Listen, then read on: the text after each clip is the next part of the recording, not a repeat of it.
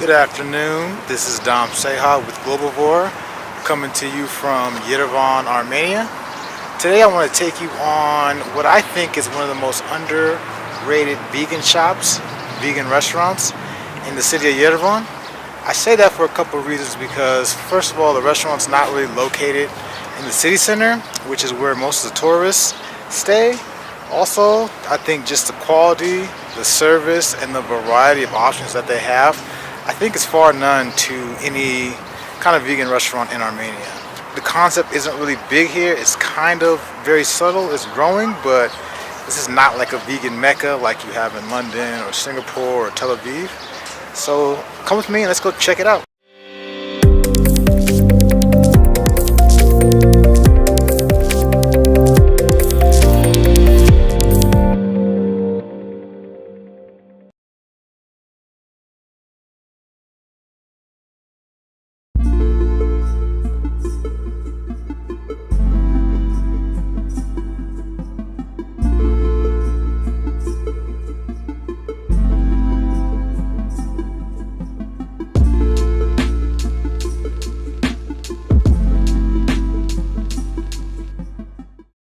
So the restaurant is called Shanti Tea House. So this restaurant is located kind of in the suburbs of Yerevan, on the outskirts of the city.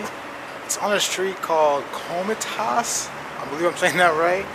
If not, Armenians, please correct me. This street is an important residential street. Not very popular with tourists, but it's definitely worth making your way up here. So I'm here now at the restaurant. Let's go try it out.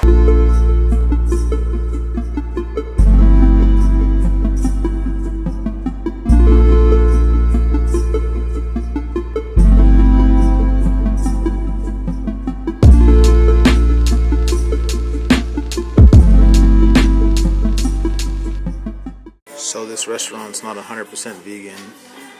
The items that are vegan are labeled with a green leaf. Nice thing about this restaurant is that they don't smoke inside. A lot of the restaurants in Armenia, smoking inside a restaurant is still pretty common. And it can get very annoying very quick if you don't smoke cigarettes. So it's definitely nice to find restaurants that don't allow smoking inside. Shanti's Tea House is definitely one of them.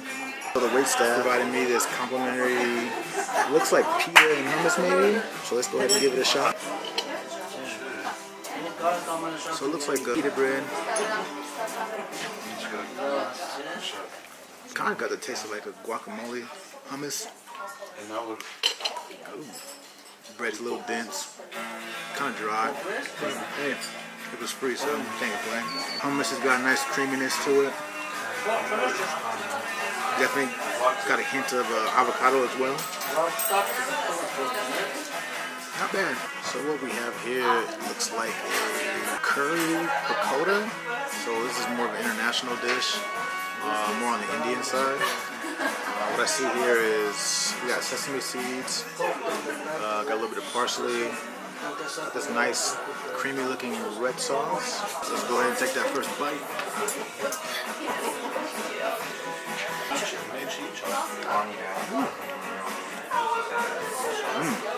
That sauce is very creamy. Got a little bit of hint of sweetness to it. The cutlet itself seems to be kind of a mashup of, looks like almost potatoes, herbs, onions. Got a mushy texture to it, so it's very creamy, kind of melts in your mouth. Definitely very flavorful. Reminds me kind of like either more of a Middle Eastern or kind of Indian dish. So also in here is I love see a little bit of onion, some more parsley, cilantro. Definitely tasty. Sauce is very creamy, very rich. Tastes a little bit of hint of, seems like pickle or a type of fermentation. So next up is a dish called fina. So what it is buckwheat mixed with eggplants. Looks like bell peppers, carrot, looks like a little bit of cabbage, parsley, and maybe some grilled onions. So First thing you taste is the grilled carrots, grilled eggplant, really all the grilled vegetables itself. It's got a nice kind of flavorful profile to it. After that, you taste kind of the nuttiness of the buckwheat. Buckwheat's typically a grain. It's pretty common across this region of the world. With each bite, you get a nice kind of crunch from the vegetables. Not overall, not too sweet, kind of more on the umami side. The carrots give a nice sweetness to the dish. Just the overall crunch, very refreshing. This is a pretty good dish. Buckwheat's cooked to nice perfection. Sometimes you get overly cooked buckwheat, which can be a little crunchy and hard and not really good, but nice and nutty, grainy, beautiful dish. This is definitely a light dish that you can eat, feel good about yourself, don't gotta worry about counting calories because you know it's healthy. Clean that plate to perfection. So this burger is called the Leo burger. It is a vegetable patty. I'm not 100% sure what's all in the vegetable, but you can definitely tell it's potato. Also, you got lettuce, tomatoes, pickles, and it's on a nicely plump sesame roll. Definitely get a nice crunch from the pickles. Got a nice refreshing with the lettuce and tomato. It's pretty thick, so it's definitely kind of doughy. But overall, it's a pretty good bite. So gotta unhinge my jaw a little bit to this bite. Got a nice dimension of flavors. It's got a nice texture. Definitely stays compact. One issue you always run into with vegan and vegetarian burgers is sometimes they get very crumbly, very mushy. They don't stay together. But this is definitely keeping its form. Honestly, I'm not a big fan of the bun, but you know, it kind of does the job. The inner fat kid in me will always mix food together and see what kind of combinations I can get. Can't come to a tea house and not try some tea. Give you this small plate, you place it in your palms like this. Yeah. Cover it a little, and then take a deep breath to understand the smell. Okay. The aroma, and then also check the shape of the tea leaves, because when we start actually steeping it, it opens up and changes completely. Okay. So you can follow how the tea leaf evolves at the same time. When in Armenia, do as the Armenians. I was just explained by the owner that you want to get acquainted with the tea. So that means by taking deep breath with it to kind of inhale the aroma. Also exhaling on the tea helps even enhance that aroma. So let's go ahead and do that before we indulge in this tea.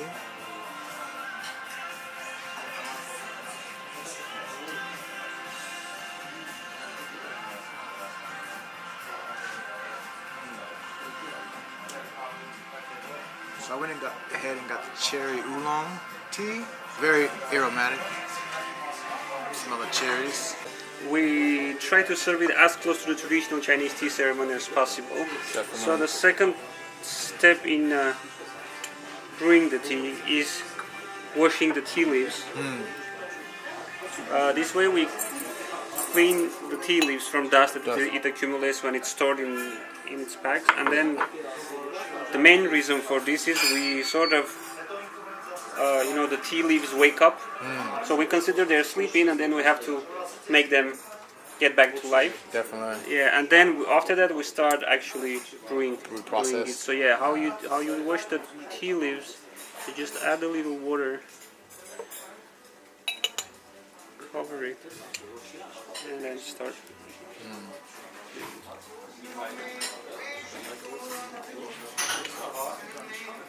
So this first water, we're not drinking it. Okay. It's not even healthy. And now you can feel the aroma better. Yeah, it's definitely a lot deeper. Yeah. So you got two teapots here. Yep. One's for steeping the tea. The other one, when it's ready, you have to empty it in the second teapot using the strainer. Yep. Yeah. You have two sandwiches here. One's for 2 minutes. This one's for 2 minutes. This one's for 5 minutes. Okay. You can brew the tea 2 times. The first time is for 2 minutes. Okay. So I'll help you with this one. With the second one, you can do it on your own. Okay, perfect. So we just add the whole. So definitely just got a lesson in Chinese herbal tea and how it's prepared. First step is that you want to clean it.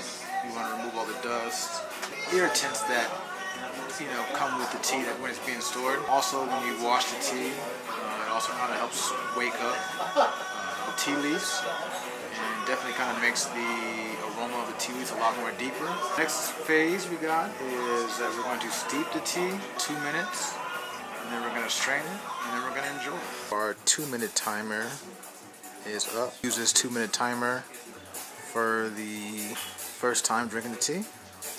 So let's go ahead and strain the tea and enjoy it. Just burned the hell out of my hand trying to pour that tea with one hand, trying to film. Difficult. If you look at these tea leaves, they have actually opened up quite dramatically.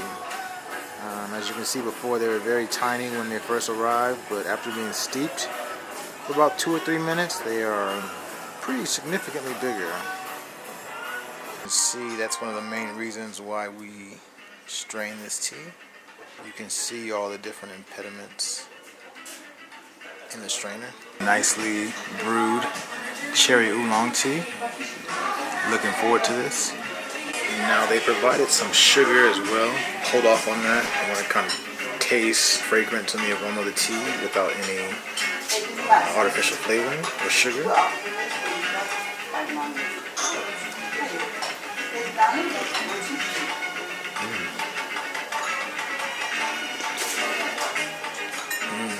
The aroma and the fragrance of that cherry is very deep. It's definitely the first thing you taste when you put the cup of tea up to your nose, and when that tea hits your tongue, it takes this beautiful aroma of cherry. Definitely refreshing after a nice meal like that.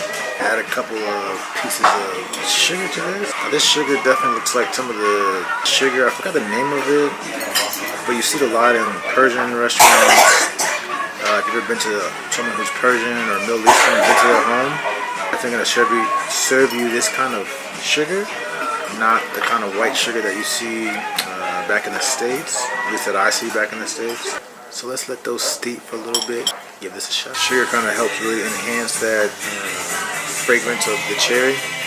It's not overly sweet, but it's pretty good.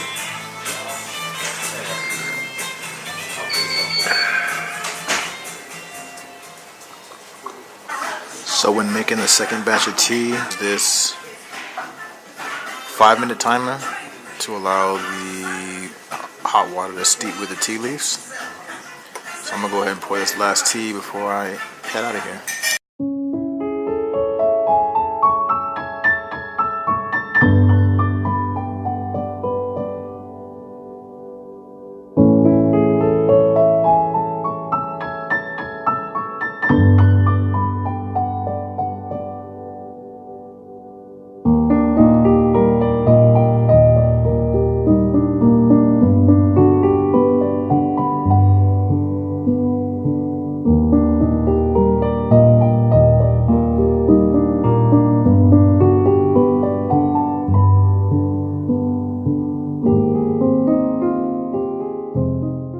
So that was Shanti's Tea House. Definitely a delicious meal. Definitely recommend coming to this place. I'll leave a link in the description. Right now I'm going to walk back to my Airbnb. It's about an hour walk back to the city center. But with that, if you haven't subscribed, please do. Hit the like button and click on the bell notifications for future videos. Take it easy.